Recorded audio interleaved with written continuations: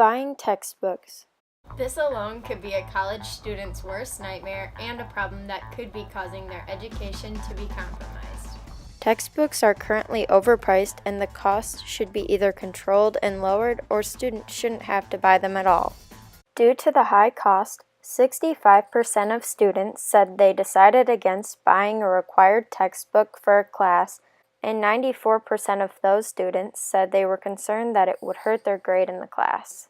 I, along with others I know, have gone without buying extra books that were recommended for classes because of the cost. The cost of textbooks and tuition over the years has skyrocketed.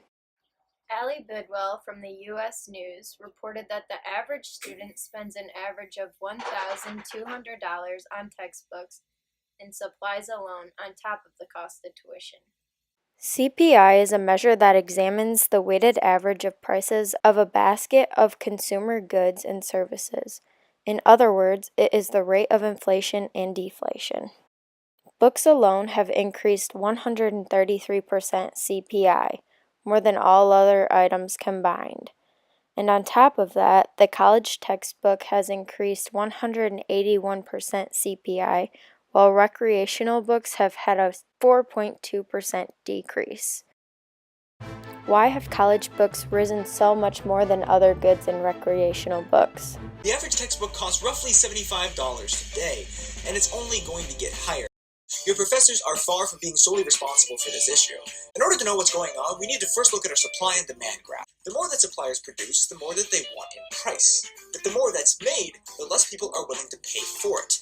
Where these contradictory forces intersect is called the equilibrium. This all sounds really good in theory, but textbook providers are certainly demanding a pretty steep price.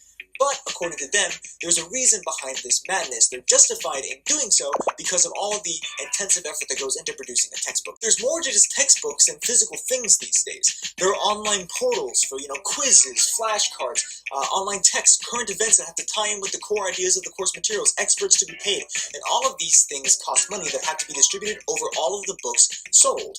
Because there's more effort that goes into it, the price goes up. Simple supply and demand. However, this logic comes with the assumption that competitive forces allow students to buy other books if the price is too high.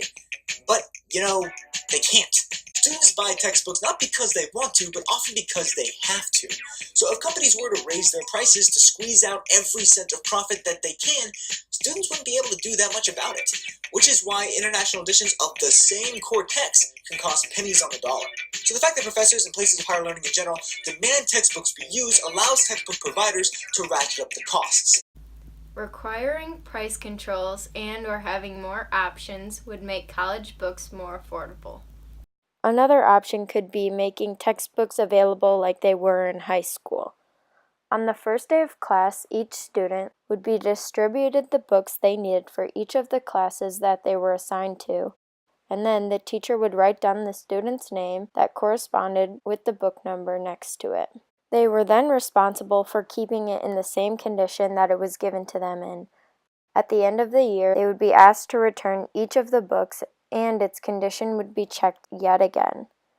If the student failed to turn in the book, they would be required to pay the amount it would cost to replace the book.